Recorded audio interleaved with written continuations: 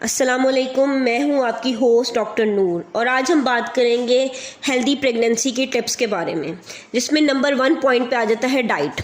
एक pregnant women के लिए हेल्दी बैलेंस डाइट जो है वो बहुत ज़रूरी है, जिसमें आपके प्रोटीन्स, कार्बोहाइड्रेट्स और फैट्स आ जाते हैं। अगर हम प्रोटीन्स की बात करते हैं तो वो बच्चे और माँ दोनों की मसल स्ट्रेंथ के लिए बहुत ज़रूरी है। उसके लिए आप गोश्त खाएँ, अगर मछली का मौसम है तो मछली लें, डेयरी प्रोडक्ट्स जैसे दही है, दूध है, अंडे, ये सब चीज़ें लें। फिर आ जाते हैं कार्बोहाइड्रेट्स। कार्बोहाइड्रेट्स बच्चे के वेट के लिए बहुत ज़रूरी है।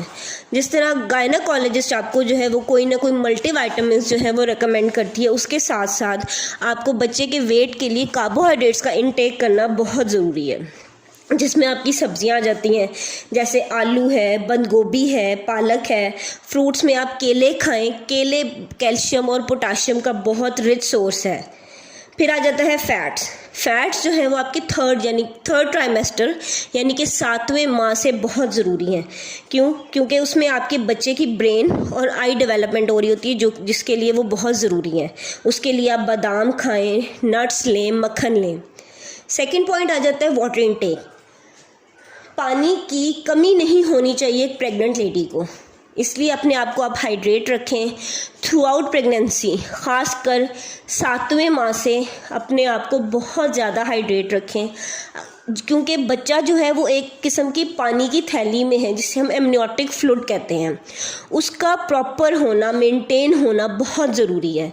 अगर आपका एमनियोटिक फ्लूइड कम हो जाता है तो बच्चे की ग्रोथ रुक जाती है, जिससे उसका वेट कम हो जाता है।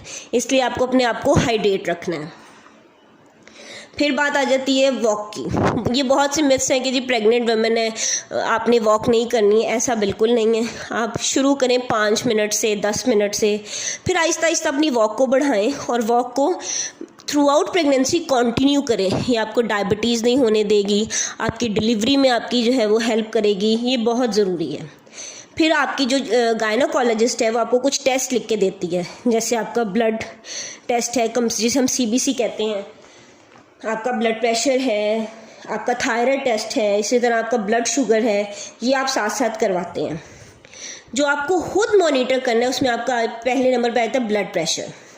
ब्लड प्रेशर जो है वो थ्रू आउट प्रेगनेंसी आपको मॉनिटर करना है।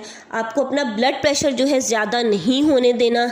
अगर आपका ब्लड प्रेशर ज़्यादा होता है तो वो भी इंट्रा यूट्राइन ग्रोथ रिस्ट्रिक्शन की तरफ लेके जाता है, यानी कि बच्चे की जो ग्रोथ है वो रुक जाती है, प्लेसेंटा की तरफ ब्लड फ्लो नहीं जाता, जिसकी वजह से बच्चे को खुराक ही नहीं मिलती और उसकी जो है वो वेट कम होना शुरू हो जाता है, जिसकी वजह से प्रीमेच्योर डिलीवरी भी करनी पड़ जाती है। कभी 7वें माह में C-सेक्शन करके डिलीवरी करनी पड़ती है।